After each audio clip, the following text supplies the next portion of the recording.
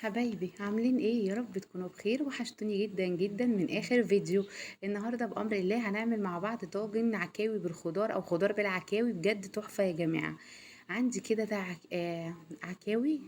اللي هو ايه، ديل الجاموسه. عصعوص او عكاوي، في ناس بتقول عليها عصعوص وفي ناس بتقول عليها عكاوي.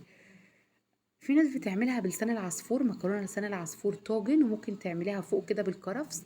انا النهارده هعملها بالخضار.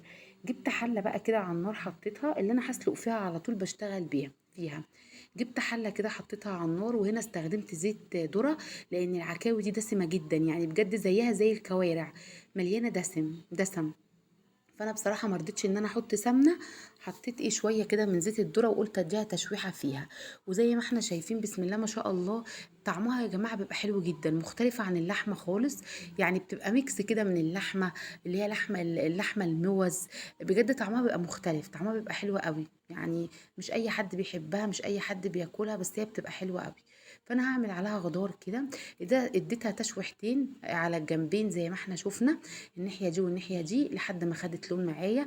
نزلت بثلاث فصوص توم كبار، ببصلتين، بطماطمايه قطعاها كده اربعه، نزلت بفلفل اسمر مستكه، حبهان ورق لورا. وهنزل دلوقتي بميه كده مغليه على النار، وهغطي عليها وهسيبها. وشلت الملح للاخر عشان ما يعطلش التسويه، لان هو بياخد وقت معايا. تمام. زي اللحمه بالظبط، زي ما احنا متعودين مع بعض ان انا بسيب الملح للاخر. اول ما اللحمه او العكاوي تدخل معايا في السوا، ببتدي ان انا ايه، انزل بالملح بتاعي واظبطها. عندي بقى كده قلايه او صينيه على النار، حطيت فيها مكعبين كده من الزبده. معايا اربع بصلات مقطعاهم كده جوليان او حتت صغيره زي ما تحبي. نزلت بيهم هديهم تشويحه كده.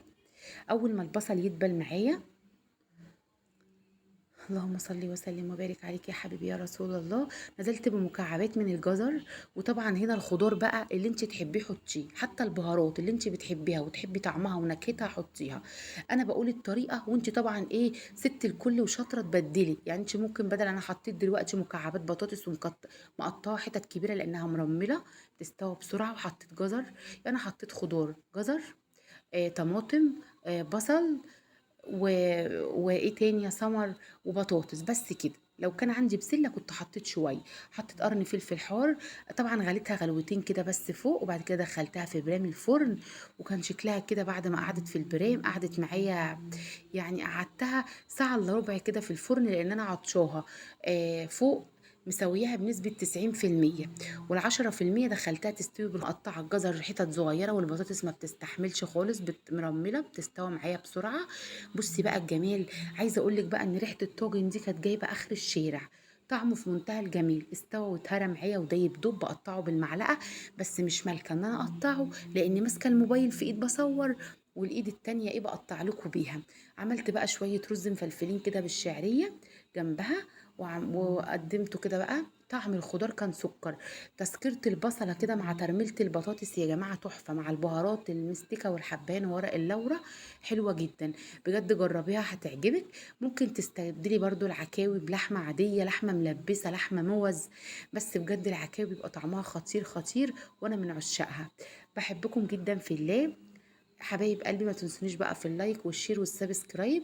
سمر ابو العين، استودعكم الله الذي لا تضيع ودائعه في حفظ الرحمن، حبايب قلبي.